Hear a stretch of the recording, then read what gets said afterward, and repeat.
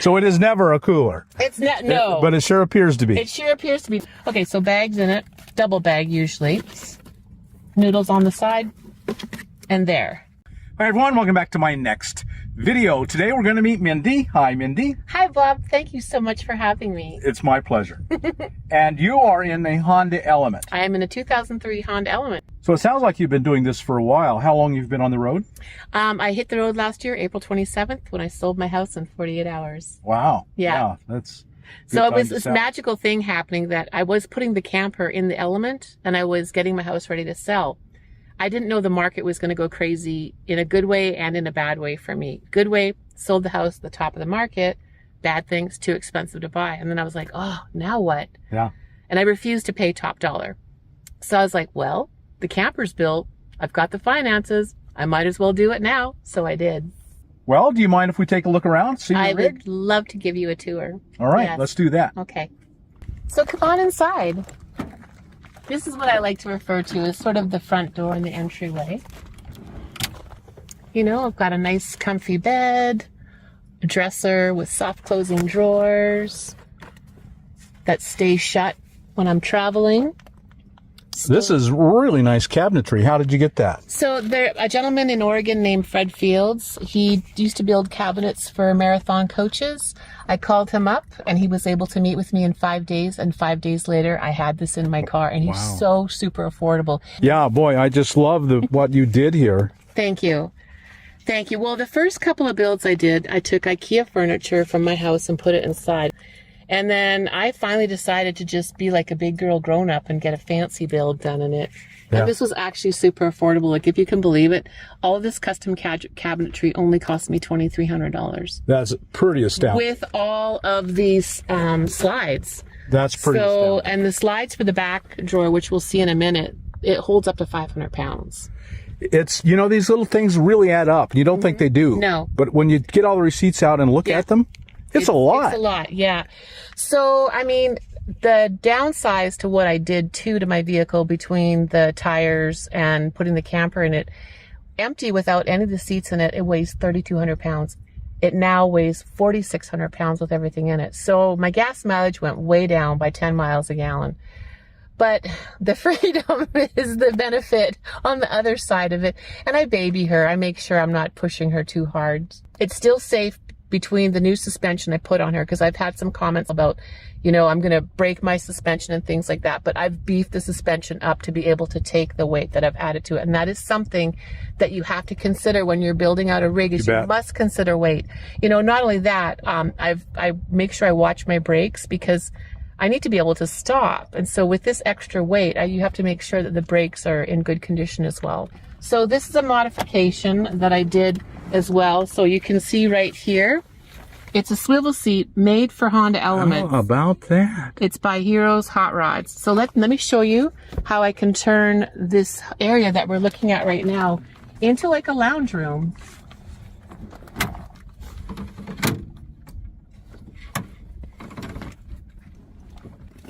And then now I have a place to relax in poor weather, and I put my laptop up here and I'll watch YouTube or TV or something, or just sit here, look out the window, enjoy the view. So did we want to talk about potty talk? Sure, we got to ask. Everyone wants to know. Yeah. Where do I poop? I don't. I'm magical. I wish I were. So can I get you a soda, Bob? Are you thirsty? No, I'm good. It's a hot day here, folks. It's a cooler. Oh, I see. Yes. So it is never a cooler. It's not, no. But it sure appears to be. It sure appears to be. Now, the reason I chose this platform is, one, it's rectangle. It's easier to store a rectangle object than it is to store a round object. Yeah. So, you know, with the buckets, you can put the pool noodle on it for your bottom, so it's not so sharp on your bottom. Okay, so there's your toilet seat. And then, of course, let's imagine that we have this. Let's put the bag in there. Of course, you know, I don't just go to the bathroom bare into it. Okay, so bags in it, double bag usually. Noodles on the side, and there. And the other thing is I can use this as a little seat to sit on with my laptop up here as a desk, or put my feet on it. So that's for the number 2. For the number 1, stainless steel. You bet. Best thing ever. Easy to clean. Easy to clean, never stinks. Rinse it out with vinegar water. It's great. This is my kitchen. So I always have a flat surface to prepare food on or put my stove on to cook. I have every kind of tiny utensil you could possibly need for cooking. This is a butane burner, which I prefer. Like you know, those big gas stoves, it's just me. I need one burner. Spices, pots and pans, bowls, plates. Down below, big storage. Your foodstuffs. I love condiments. I'm a bad bartender. I have vermouth, but no vodka for martinis, so sorry, guys.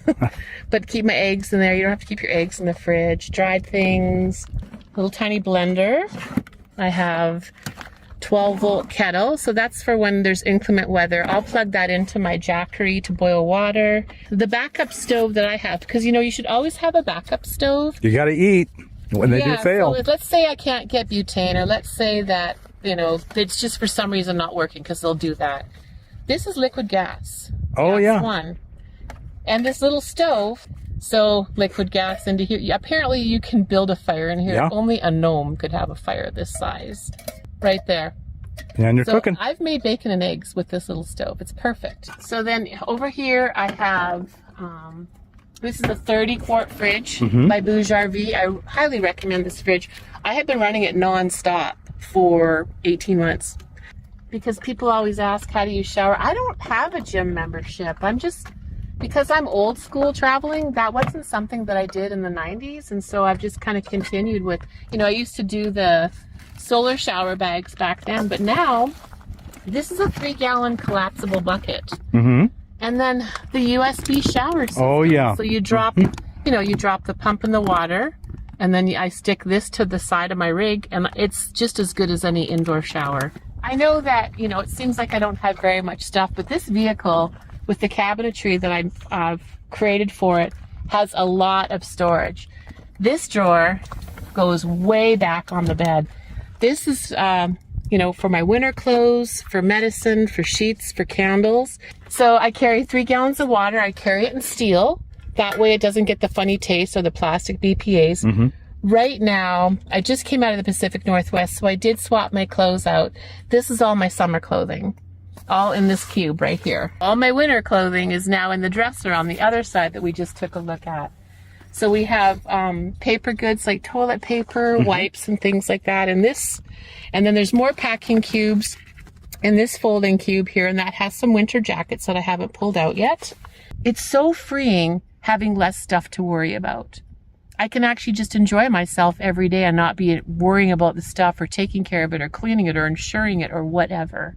And you don't need it. You can't take it with you. I want memories. I don't want things. Right.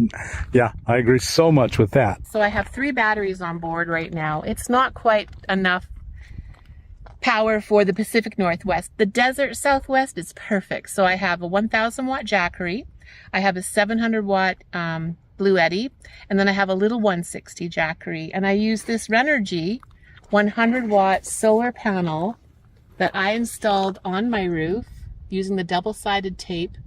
The wires go down the channel, so there's no holes cut in my car to install this. Wow. I installed it myself. It's a plug and play.